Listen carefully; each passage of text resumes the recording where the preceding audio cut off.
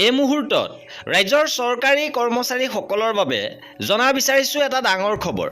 কৰ্মচাৰীসকলৰ বাবে আহিছে বৃহৎ সুখবৰ। অষ্টম দৰমহা আয়োগক লৈ এই ডাঙৰ আপডেট। 4 গুণ দৰমহা বৃদ্ধিৰ খবৰ আহিছে যে অষ্টম দৰমহা আয়োগত ফিটমেণ্ট ফেক্টৰ 3 গুণতকৈ বেছি হ'ব, অৰ্থাৎ 4 গুণ দৰমহা বৃদ্ধিৰ খবৰ আহিছে। মূল দৰমহাৰ 4 গুণ দৰমহা বৃদ্ধিৰ দাবী কৰ্মচাৰী সংগঠনৰ। বাৰ্ষিক ইনক্ৰিমেণ্ট লগতে 6% কৰাৰো প্ৰস্তাৱ দিয়া হৈছে। ভাৰত চৰকাৰে 2025 চনৰ 3 নৱেম্বৰত আনুষ্ঠানিকভাৱে অষ্টম কেন্দ্ৰীয় দৰমহা আয়োগ গঠন কৰাৰ লগে লগে চৰকাৰৰ কৰ্মচাৰীসকলৰ দৰমহা আৰু বানচ সন্দৰ্ভত ব্যাপক চৰ্চা আৰম্ভ হৈছে। বৰ্ধিত মুদ্ৰাস্ফীতি লগতে জীৱন ধাৰণৰ ব্যয়ৰ প্ৰতি লক্ষ্য ৰাখি কৰ্মচাৰী সংগঠনসমূহে চৰকাৰৰ ওচৰত নিজৰ দাবীসমূহৰ এক সংশোধিত আৰু শক্তিশালী প্ৰস্তাৱ দাখিল কৰিছে। প্ৰথম অৱস্থাত ন্যূনতম দৰমহা 69,000 টকা আৰু ফিটমেণ্ট ফেক্টৰ 3.833 হোৱাৰ প্ৰস্তাৱ দিয়া হৈছিল।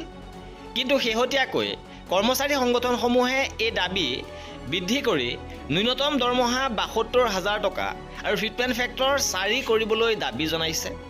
নতুন পে' কমিশ্যন কাৰ্যকৰী হোৱাৰ সময়ত দৰমহা নিৰ্ধাৰণৰ বাবে ব্যৱহাৰ কৰা সূচক অৰ্থাৎ ফিটমেণ্ট ফেক্টৰ 4লৈ বৃদ্ধি পালে কৰ্মচাৰীসকলৰ বৰ্তমানৰ মূল দৰমহা 4 গুণলৈ বৃদ্ধি পাব। ইয়াৰ উপৰিও কৰ্মচাৰী সংগঠনসমূহে দৰমহা নিৰ্ধাৰণৰ ক্ষেত্ৰত বৰ্তমানৰ পৰিয়ালৰ গাঁথনিৰ সলনি 5 ইউনিট ফেমিলি মডেল গ্ৰহণ কৰিবলৈ দাবী উত্থাপন কৰিছে। স্বামী, স্ত্ৰী, সন্তানৰ উপৰিও পৰিয়ালৰ আন নিৰ্ভৰশীল সদস্যসকলৰ প্ৰকৃত দায়িত্ব আৰু ব্যয়ৰ সঠিক মূল্যায়ন কৰাই হৈছে এই নতুন আৰ্হিৰ মূল লক্ষ্য, যিয়ে কৰ্মচাৰীসকলৰ বানচ আৰু সামগ্ৰিক দৰমহাৰ হিচাপত এক গুৰুত্বপূৰ্ণ প্ৰভাৱ পেলাব। দৰমহা আৰু পৰিয়ালৰ আৰ্হিৰ সমান্তৰালকৈ বাৰ্ষিক দৰমহা বৃদ্ধিৰ হাৰকো লৈ এক গুৰুত্বপূৰ্ণ প্ৰস্তাৱ আগবঢ়োৱা হৈছে।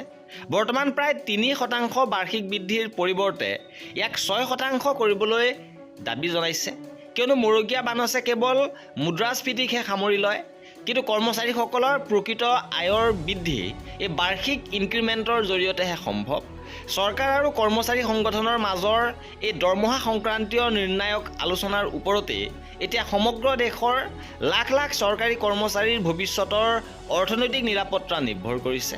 আৰু এয়া আছিলে অষ্টম দৰমহা আয়োগ সন্দৰ্ভত শেহতীয়া গুৰুত্বপূৰ্ণ খবৰ। আৰু এনেধৰণৰ খা খবৰৰ বাবে আমাৰ চেনেলটো ছাবস্ক্ৰাইব কৰি ৰাখিব। ভিডিঅ'টো শেষৰলৈকে চোৱাৰ বাবে বহুত ধন্যবাদ।